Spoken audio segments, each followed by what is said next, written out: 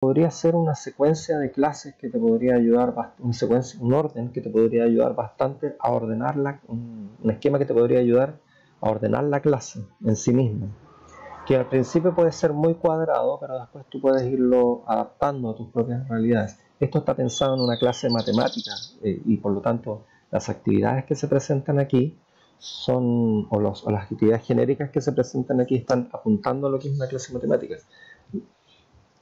Historia tiene su propia didáctica, lenguaje tiene su propio modo de ser, ciencias también tiene su propio método, matemática tiene su propia manera de trabajar también en el aula, ¿no? Entonces vamos a ir viendo una estructura de una clase, pero que está orientada un poquito más a matemática. Primero, señalar cuáles son las etapas y los tiempos estimados en una clase en general.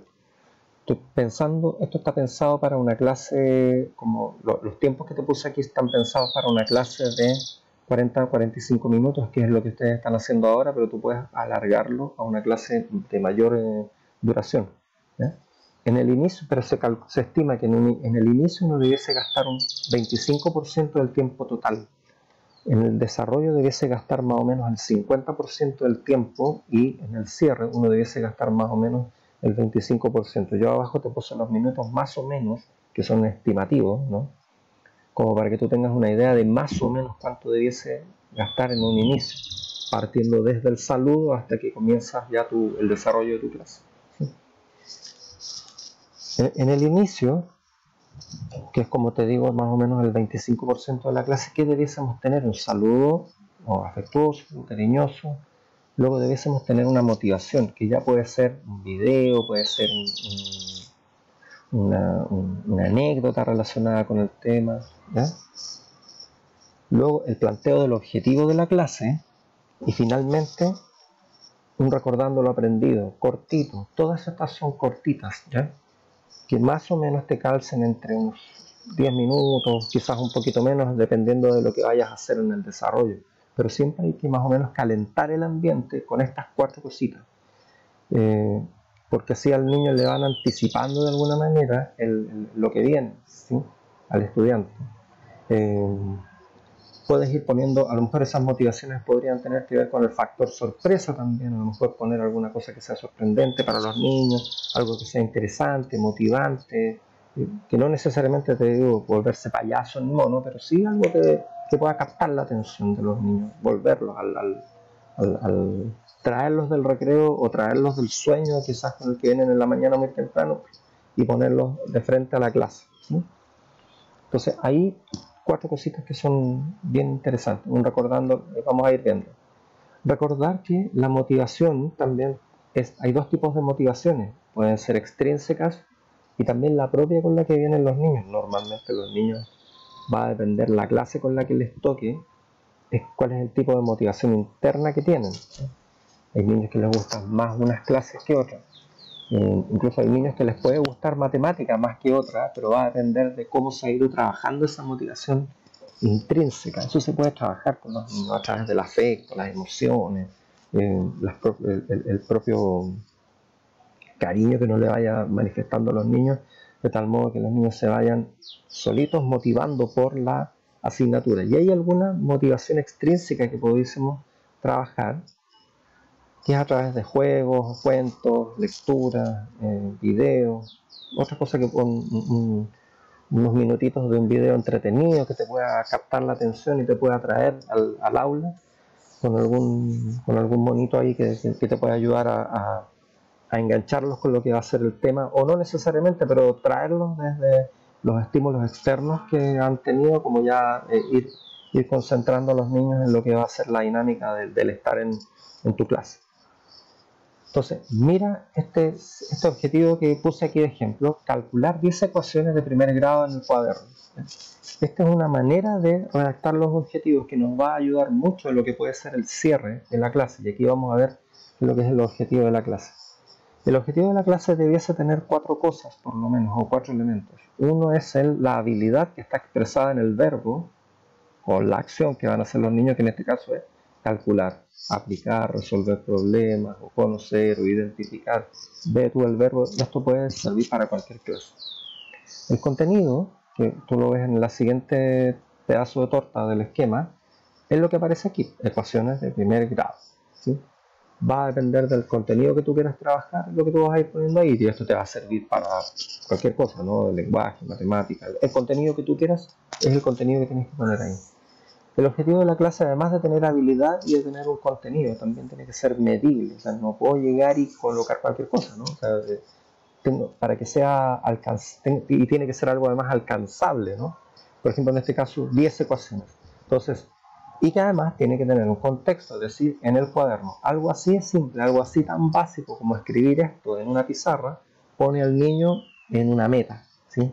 Entonces, tengo que llegar a resolver 10 ecuaciones, entonces los niños en muchos casos por este afán competitivo que tienen los niños también, hay que aprovechar eso a favor nuestro y con un poco de storytelling, no sé, de ir contándoles un poco el cuento, ir enganchando a los niños en esta meta que queremos lograr al final de clase, y los niños con este cuento se van motivando y van logrando objetivos.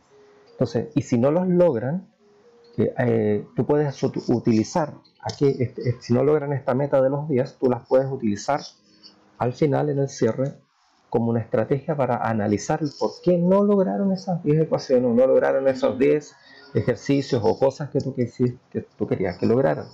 Entonces, ¿qué utilidades tiene plantearse el objetivo así? Por una parte, permite dialogar con sus estudiantes acerca del logro. Entonces, te ayuda, como te decía, al involucramiento, lo que te decía recién. Por otra parte, para el apoderado que lee el cuaderno, o sea, si un papá toma el cuaderno y quiere estudiar con el niño y ve que, como ya está instalada en los niños la cultura de escribir el objetivo, y ve que el niño quiere calcular 10 ecuaciones y ve que hay cero o no hay nada, o está solo el objetivo y no hay nada más, entonces el apoderado empieza a preguntar, bueno, ¿y por qué aquí dice 10 ecuaciones y tú no tienes nada? También te permite ir dialogando y así se va enterando de lo que se está trabajando. Y también el mismo puede ir ayudándote a motivar a tu hijo, a su hijo o a tu estudiante a que pueda lograr el objetivo, ¿sí? Por otro lado, también esto te permite dialogar también con los equipos técnicos. Lo que yo siempre digo, los jefes de UTP no se van a enojar contigo si tú vas con elementos concretos a dialogar con ellos. Si tú vas con él a donde el UTP, como en el fondo un desahogo, a decir, oye, pero es que los niños no aprenden, el jefe te va a consolar, pero no te va a pescar mucho. Pero en cambio, si tú vas con un documento, si tú vas con objetivos, si vas con cuadernos y dices, estos objetivos que yo me planteé con estas metas específicas, no se lograron, y este niño no está logrando esto, es mucho mejor. Las decisiones son mucho más fáciles para el jefe UTP para lograr, y no va a ser solo un nanay que te van a hacer, sino que también te van a ayudar a llegar, o el jefe UTP te puede dar estrategias o elementos para ayudarte a mejorar, o por último vas a dialogar a nivel profesional con el jefe UTP y no va a ser solo un desahogo así porque los niños no aprenden, ¿no? ¿Sí? O eso con el equipo técnico, con el jefe TP o también con los equipos de integración escolar. O sea, cuando tú dialogas con tu profesional del PIE, puedes dialogar con bases concretas, ¿no? No así al cuento nomás, de porque sí. Luego viene la etapa de recordando lo aprendido, y aquí es importante entender que para poder recordar lo aprendido es recordar un poquito esto del constructivismo, ¿no? Esto de la acomodación y asimilación y el equilibrio y el desequilibrio cognitivo, ¿no? Que cada vez que los niños van aprendiendo, van acomodando, van asimilando y también van generándose en el niño equilibrios y desequilibrios. Por eso es importante retomar lo aprendido para que el niño vuelva a generar los andamiajes para poder construir sobre eso los nuevos contenidos y armar el edificio. ¿Qué estrategias te pueden servir aquí? Los mini controles, preguntas que se pueden contestar por grupos con alternativas, las pizarras y los plumones personales, típicos que cada uno tiene un plumón de pizarra, le pasa una hojita con un cartón forrado con un plástico o con una funda plástica, y que vayan levantando, puedes hacerles preguntas con alternativas y que ellos escriban la alternativa y la levantan, o les puedes dar a los niños alternativas, la A, B, C, D, y ellos van levantando la letra que corresponde. Hay estrategias para hacerlo. Puedes hacer Kahoot, aquí en esta primera parte, ahora que está de moda el Kahoot, puedes inventar juegos de Kahoot, juegos de un montón de cosas que te permitan ir enfocando al niño en lo que en lo que se vio o en los elementos previos que necesitan los niños para trabajar tus clases. Luego viene lo que es el desarrollo mismo de la clase, y en el desarrollo hay una propuesta, que son unas fases, que también pueden ser a lo mejor una clase misma, ¿no? Por una parte, puedes tener o dentro de la clase o hacer una sola clase de presentación del contenido, una clase de práctica guiada y una clase de práctica independiente. Estas tres fases estas pueden ser o fases de la clase, o cada una de estas puede ser una clase en sí misma dependiendo del contenido. Si el contenido es nuevo, hay que presentarlo, ¿no es cierto? Si el contenido no es nuevo, pero tienes que ir guiando el aprendizaje, enfócate en las características que voy a dar en la práctica guiada. Y si el contenido ya está trabajado, está presentado, ya tú lo has guiado y quieres ver cómo ellos se desempeñan, ándate ya a la práctica independiente. Cuando se trata de presentar los contenidos, hay varios elementos. Están las pizarras matemáticas, que te voy a presentar un modelo de pizarras matemáticas más adelante. Bueno, los clásicos videos, también paneles o afiches, y también, esto es un poquito más viejo, pero también funcionan los rotafolios. Se utilizaron mucho antiguamente cuando no había internet ni nada de estas cosas de máquinas, proyectores. Entonces el rotafolio, que era una cuestión muy grande, como un gran cartel con espirales, unidos con espirales, te permitían ir dando vueltas y ir mostrando los contenidos y no perder tanto tiempo ahí en la clase en escribir o en otro tipo de cosas, ¿ya? ¿Qué características tienen que tener? También te pueden servir las presentaciones en PowerPoint también, ¿no? ¿Qué características tienen que tener? Que sean claros, ¿ya? Que haya precisión y nitidez en lo que vaya a presentar. En la extensión también, si la extensión es muy larga, cautelando de ir poniendo pausas entre medio para no bajar la tensión. Recuerda que la tensión sube y baja en un momento determinado. En la estructura, que sea muy estructurado, muy claramente estructurado, para que no se pierda el foco, que es presentar el contenido. Cuidar ahí los elementos de forma, cómo se va presentando, qué es lo que tiene, que no se pierda que entre tantas figuras a lo mejor no se pierda el foco de lo que tú quieres presentar, ¿sí? Y finalmente, si vas a presentar, que sean ilustraciones o fotografías o infografías que sean claras, precisas, que no tengan, que no se vean, digamos, revueltas con el relleno, ¿no? Que sea todo, que el mensaje sea claro, ¿sí? Tanto en la infografía como en la ilustración, que la foto sea una foto precisa, clara, que comunique lo que tiene que comunicar y que se vea claramente. Como te decía, si presentaste el contenido y quieres pasar a la práctica guiada, en la práctica guiada hay 3 pasos normalmente. Entonces, en el primer paso, si quieres hacer una clase de práctica guiada, el primer paso sería: yo hago, el maestro hace y tú miras. Entonces, yo voy mostrando cómo se hace y tú vas mirando y el estudiante va mirando cómo se hace. En una segunda fase es un yo hago y tú haces, es decir, el maestro hace y el maestro también va cautelando cómo va dándole oportunidades al niño para que vaya haciendo también. ¿Ya? Ahora resuelvan estos ejercicios y vamos haciéndolos juntos, ¿ya? Y después viene una tercera fase donde el maestro mira y ahora es el estudiante el que hace. Entonces ya ahí vamos también cautelando que los niños vayan haciendo después de haber mostrado todos estos pasos, ¿no? Esto, insisto, esta puede ser una clase de práctica guiada o puede ser también una parte de tu clase, también no es malo, ¿sí? Y en la práctica independiente, que también puede estar dentro de una etapa de tu clase o puede ser solo una clase de práctica independiente, aquí es importante volver a mirar a lo que decía Rousseau, por ejemplo, Jean-Jacques Rousseau, en El Emilio o de la educación. Es un libro que él escribió. Estos son señores del tiempo de la Ilustración, ¿no? Entonces, imagínate, desde esa época dice: comiencen por lo tanto por estudiar mejor a sus estudiantes, dado que no los conocen para nada, ¿sí? Esto es súper importante. Uno tiene que conocer a sus estudiantes y los ritmos de trabajo, ¿sí? ¿Eso qué quiere decir eso? Conocer bien el ritmo de trabajo permite saber cuánto es capaz de resolver. Porque a veces, por ejemplo, les ponemos de la A a la Z y los niños son, con suerte, el tiempo y y los diferentes modos o los diferentes etos de cada una de las clases. El etos, con etos me refiero a las costumbres de cada clase.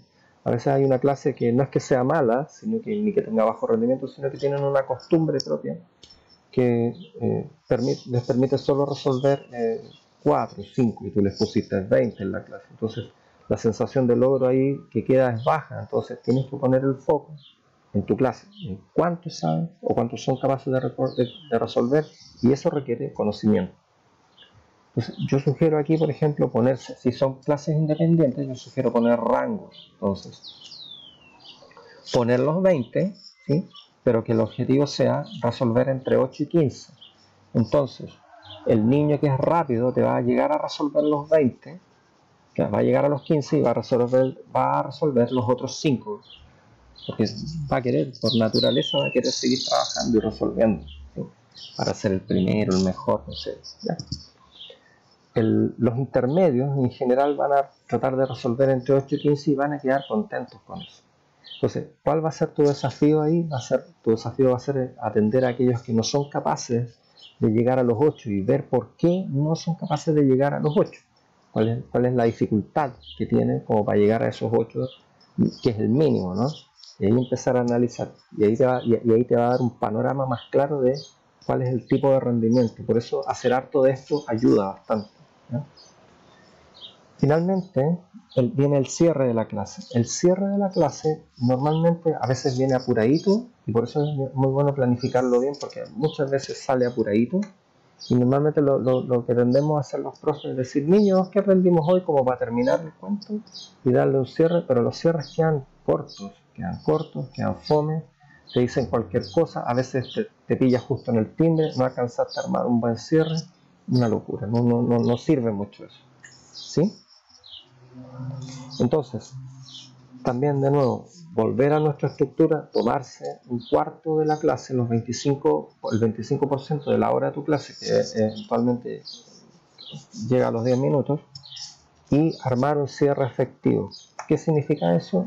Tú, con tus palabras, dar brevemente una síntesis de la clase. Niños, hoy trabajamos en esto, hicimos estos ejercicios, bla, bla, bla, bla, bla, ¿sí? Entonces, ¿qué requiere de los estudiantes de esto? Oreja y ojos para mirar, ¿no? Nada más, ¿no? Luego viene una segunda parte, pedirles a los niños que en una frase cortita y breve puedan dar ellos con sus palabras el resumen de la clase, puedan resumir qué fue lo que aprendieron ellos, ¿sí? ¿Qué fue lo que aprendieron ellos? ¿O qué creen que fue lo relevante que hicieron en la clase, ¿sí? ¿O qué fue lo relevante de la clase, ¿sí? Y ellos en una frase, esto no se tiene que demorar más de, si son 10 minutos, esto no te tiene que llevar más de 2 minutos de escribir, ¿no? 2 minutos para el cierre, 2 a 3 minutos para la síntesis, ya también 2 a 3 minutos para el resumen de la clase, ¿sí? Si son clases de 40 minutos. Entonces, estas cosas te van a ir dando a ti pistas de lo que los niños aprenden, ¿no? Y 2 o 3 minutos para preguntas metacognitivas, ¿ya? Aquí las preguntas metacognitivas son aquellas que van más allá del contenido, más allá de lo que tú estás preguntando. No le vas a preguntar más sobre el teorema de Pitágoras, sino que cómo ellos ven que pueden aplicar el teorema de Pitágoras, o cómo pueden ellos, relacionados con el mismo teorema de Pitágoras, las preguntas que tú hiciste abajo, por ejemplo, de tu planificación, están súper buenas, son preguntas súper hiper metacognitivas, o sea, van más allá de lo que simplemente aprendieron en la clase. Entonces, esas preguntas, guárdalas. Si tú te quieres buscar en internet, hay varias páginas que proponen tipos de preguntas y tipos de preguntas metacognitivas para el cierre de clase, ¿sí? Y luego de eso, dentro de estos mismos 25 minutos, debiese quedar tiempo para ordenar la clase, despedirse y ordenar la clase, o al revés, ordenar y, dependiendo de la institución educativa, y ordenar y después despedirse y irles dando la salida al recreo o la salida al término de la clase, ¿sí? Entonces, espero que te haya servido. Un abrazo grande y después vamos a ir retroalimentando algunas otras cosas un poco más.